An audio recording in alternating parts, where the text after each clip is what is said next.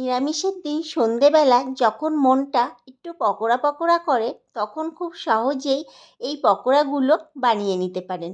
নমস্কার বন্ধুরা, kitchen of সোনটাই চ্যানেলে আপনাদের স্বাগত। আজকে এই রেসিপি নিরামিষ সয়াবিনের পকোড়া। আমি এখানে কড়াইতে জল বসিয়ে দিয়েছি। জলটা ফুটে উঠলে আমি এখানে 1 বাটি সয়াবিন দিয়ে দিলাম। এর মধ্যে দিয়ে দেব 1/2 চামচ মতো লবণ। একটু নাড়াচাড়া করে দেওয়ার পর যখন ভালোভাবে ফুটে উঠবে তখন গ্যাসের ফ্লেমটাকে বন্ধ করে দেব।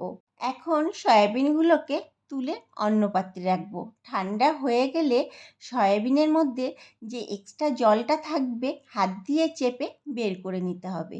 এইভাবে আমি পুরো জলটা বের করে নিয়েছি। এর মধ্যে দিয়ে দিলাম 1/2 চামচ পরিমাণ লবণ, 1 চামচ হলুদ গুঁড়ো, 1 চামচ দিয়ে দিলাম জিরের গুঁড়ো, 1 চামচ ধনের গুঁড়ো, 1 চামচ লাল লঙ্কার গুঁড়ো, 1/2 চামচ গোলমরিচের গুঁড়ো, 2 থেকে 3 চামচ মতো দিয়ে দেব ফেটানো টক দই, 2 চামচ দিয়ে দেব কর্নফ্লাওয়ার, আর 2 চামচ দিয়ে দেব ময়দা, আর সবশেষে দিয়ে দেব একটু গ্রেট করা আদা।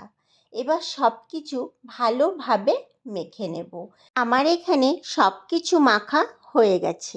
এর মধ্যে দিয়ে দেব পরিমাণ মতো লঙ্কা কুচি।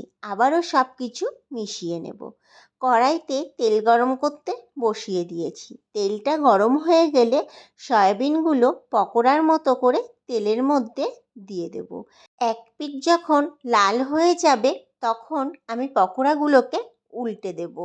অপর পিঠও আমি একই পদ্ধতিতে ভেজে নেব। গ্যাসের ফ্লেমটাকে লো টু মিডিয়ামে রেখে ভাজতে হবে, নয়তো পকোড়াগুলো উপর থেকে লাল হয়ে যাবে কিন্তু ভেতরে কাঁচা থেকে যেতে পারে। আবারও আমি বাকি সয়াবিনটা পকোড়ার মতো করে দিয়ে দিচ্ছি। আমি এখানে ছোট সয়াবিন ব্যবহার করেছি বলে 2-3টে করে একসাথে দিচ্ছি।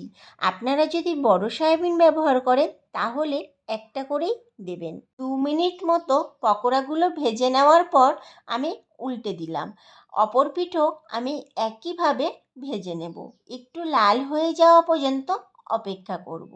আমার এখানে ভাজা হয়ে গেছে, এখন তুলে নিচ্ছি। এইভাবে আমার সব পকোড়াগুলোই ভাজা হয়ে গেছে। গরম গরম টমেটো কেচাপের সাথে পরিবেশন করুন। বাড়িতে একবার তৈরি করে দেখতে পারেন, এর স্বাদ কোনো অংশে কম হয় না। আরও নতুন নতুন ভিডিও পাওয়ার জন্য আমার চ্যানেলটিকে সাবস্ক্রাইব এবং ফেসবুক পেজ থেকে দেখে থাকলে পেজটিকে ফলো করে দেওয়ার অনুরোধ রইল। দেখা হচ্ছে নতুন একটি ভিডিওতে।